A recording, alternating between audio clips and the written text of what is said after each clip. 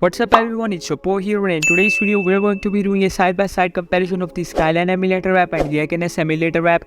And not only that, this comparison would be done upon a device that have a Mali GPU along with 6 GB of RAM and a Dimensity 810 processor. As you can see, this is my GPU. Alright, so the first thing that I'm going to do is get in touch with the latest version of Skyline Emulator app. This is the build that I'm going to be using. Since it is the latest version, I'll just hit update. And just after some seconds we would be in possession of the latest version of Skyline Emulator app. Alright, so discussing for the version for the against Emulator app, this is also the latest. It is 4.1.2. we would be testing these games upon these two emulators. By the way, the games are going to be Bitch Buggy Racing 2, Need for Speed, and Let's Go Pikachu. We would be excluding Demon Slayer Kimetsu no Yaiba since this was already tested upon Skyline Emulator. In this video of mine, you can watch it from here. Alright, so before starting the video, I want to say that make sure to like this video, subscribe my channel and hit that bell icon and you would be good to go. Alright, so first things first that I'm going to be doing is the settings first. I'll just click upon settings and these are the settings. By the way, the same settings for the optimization can be found in this video of mine. Link will be given here. And after that you are good to go. I tried my best to get the maximum performance out of this emulator upon a low-end device like mine. So right, these are the settings. By the way, settings for against emulator are going to be default. I won't change them in any way. Let us just run Beach Buggy Racing 2 first. Alright, after starting the game, the FPS can be seen over right here. The game is working really smooth with no issues, even device like this. Since this game is also a really low-end device, the size of this game is only about 300 megabytes, which makes it really well optimized upon a device like these. And look, sometimes you are even hitting up to constant 60 FPS, which makes it really fun. No graphical issue, no bugs, no glitches, and everything is fine. This game is definitely recommended to play upon the Skyline Emulator. The same game would be tested upon other emulators as well in my video, and that is against. Alright, let me just stop this game here and let us now just test this game upon the against emulator. Cross this, and here is our game. The FPS guys for this app. Let us just start it. Alright, so we are currently getting 20 to 25 FPS, and sometimes the FPS is even dropping up to 16 or 18.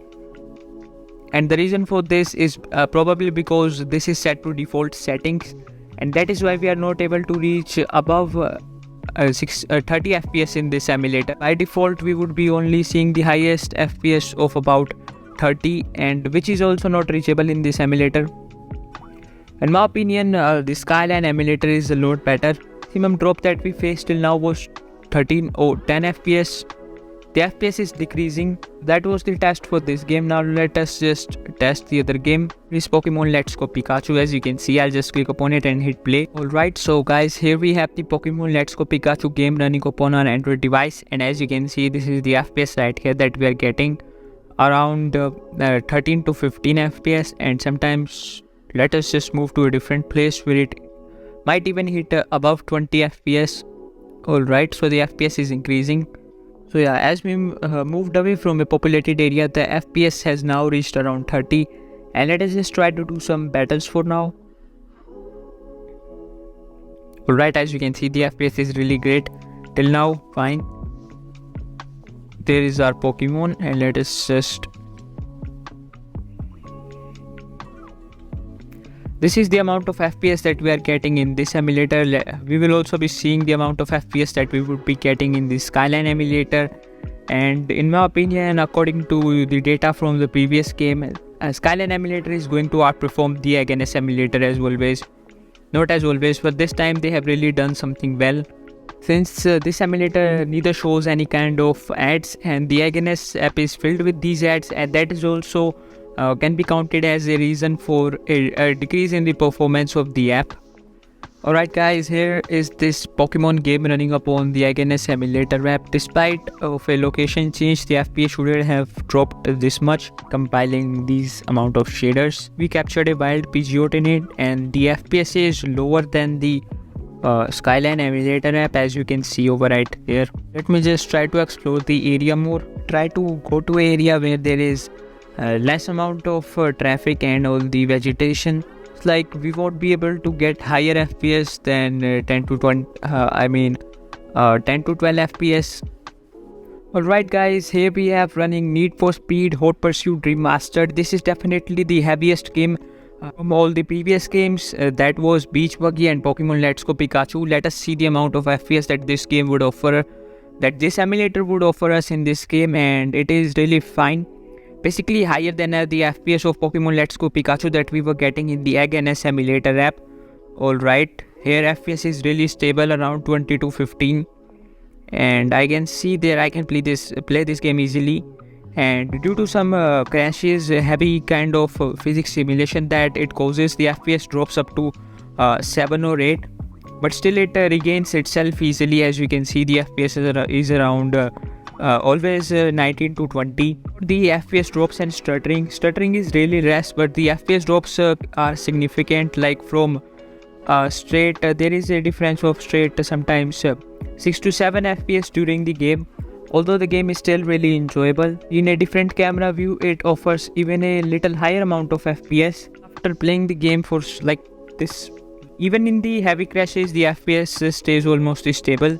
Emulator app. Now we are going to test this thing upon the EGNS emulator. Finally, here we are running the same game upon a different emulator, that is EGNS. FPS is clearly lower than the previous emulator. This is going to perform slightly worse even though the way you expect, and that was a glitch that I just saw. Alright, let's just start.